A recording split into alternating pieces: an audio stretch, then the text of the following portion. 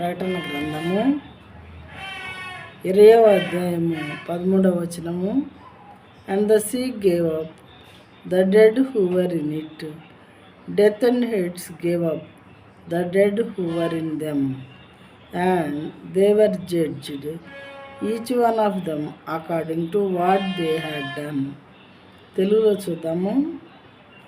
సముద్రము తనలో ఉన్న మృతులను అప్పగించెను, మరణమును పాతాళ లోకమును వాటి వశమున ఉన్న మృతులను అప్పగించెను. వారిలో ప్రతివాడు తన క్రియల చొప్పున తీర్పు పొందెను.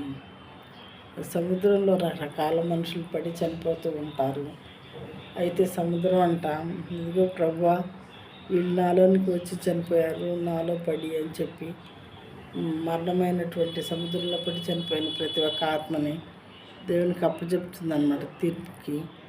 అయితే రకరకాలుగా సముద్రంలో సూసైడ్ చేసుకోవడానికి వెళ్ళిన వాళ్ళు చనిపోతారు, ఫ్రెండ్స్తో ఎంజాయ్ చేయడానికి వెళ్ళిన వాళ్ళు చనిపోతారు, తాగి కొంతమంది నిర్లక్ష్యంగా ఉండటం వల్ల చనిపోతారు, పొరపాటున చూడటానికి వెళ్ళి అందులో పడి చనిపోయిన వాళ్ళు, తర్వాత సునామీస్ రూపంలో మరి ఊర్ల మీదకి దేశాల మీదకి వాటర్ వచ్చినప్పుడు చనిపోయిన వాళ్ళు ఉంటారు.